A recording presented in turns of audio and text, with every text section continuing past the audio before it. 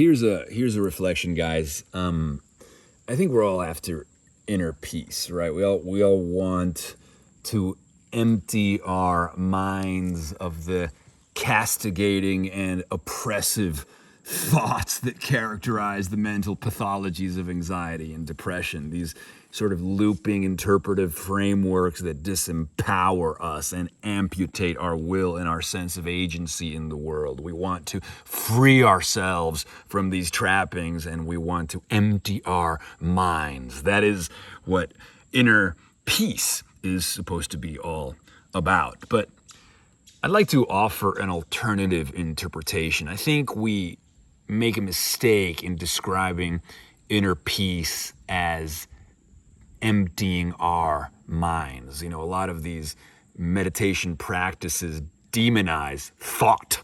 They demonize all mental content, right?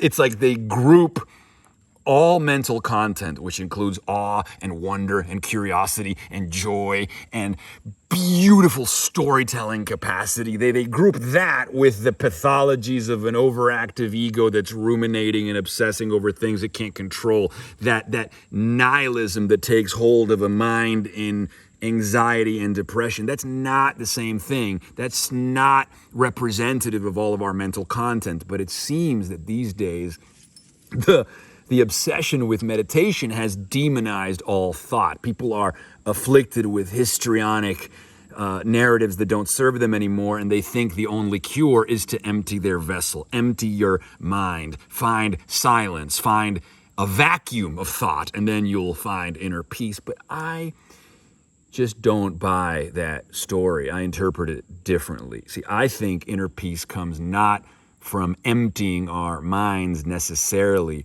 but from temporarily dissolving the narratives that don't serve us and then constructing from the ashes a new personal mythos that does serve us. Like all great films, we need plot, we need conflict, we need preoccupation, we need agitation, we need something that propels the narrative forward. We need something that compels us into action. We need narrative tension. You know, a movie without preoccupation, a movie without agitation, conflict, or plot would be the most boring movie ever made. So when I hear this glorification of meditation as emptying your mind completely of all thought, as if all thought was the great evil, I think that sounds boring.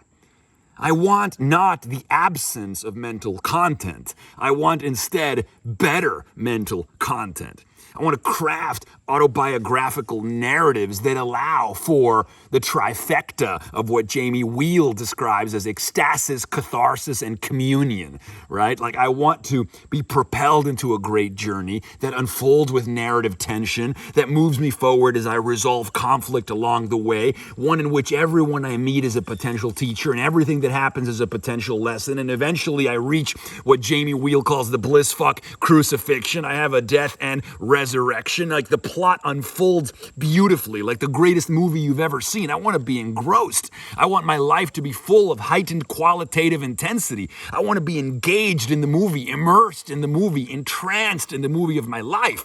But I want it to have a coherent and wonderful narrative, a narrative of reconciliation, transformation, growth, and ultimately like sort of cathartic and ecstatic understanding. Almost like they say in that movie, one day we'll all fall down and weep and understand it all things. So I guess ultimately what I'm saying here is we must be careful of falling too far down the rabbit hole of thinking that all thought is bad and that the solution to our ills is to be empty of thought. You know, thought has given us all the fruits of human imagination and human consciousness. Every story, every mythos, every spectacular cathedral, every pyramid that was built, every rocket ship that took off for the moon, Claude Shannon's theory of information that allows for the wireless telepathic intermediation of minds across the world in this noosphere that has wired the planet. All of these things have have come from thought. The most sublime in mathematics, the most awe-inspiring science, all of these things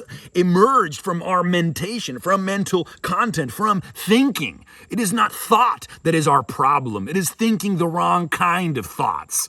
So ultimately, that's what I want to leave you with, is reframe this whole narrative around psychopathology and the demonization of thinking. It is not thought that is your problem. It is that you're not deploying your neocortex in the right way. You're not dreaming the right dreams. You're not thinking the right things. You're not engendering to design and artfully create in your world the plot points that will propel you forward to make of your life a dynamic work of art, right? Because Jean-Paul Sartre said life exists in individual moments, and it is up to us to make sure those moments are vital and interconnected and grand, to cohere a narrative, to make a masterpiece out of our lives, one that we would willingly live again and again for all of eternity. This is what we can strive for. Use your thoughts to author and usher in a hero's journey for yourself. Craft a personal mythology. Build your own myth. Live by your own myth. We are creatures of mind and meaning. We are not creatures that live with the absence of thought. We are thought. We are creatures of mind. We are creatures of meaning. We are creatures of signification. We are creatures of pattern, and we are creatures of story. So craft a story. Think your story into being. Write your story into being. Emptying your mind fully, living without thought, feels like a cop-out to me. Instead, courageously move towards that which you fear, the cave that you fear, which holds the treasure you seek. Courageously author with discerning, intentional penmanship. Create your life, create your narrative, create your world. That, I think, is how we all become philosopher kings. That, I think, is how we move forward. So, thanks for listening, and have a beautiful and glorious day.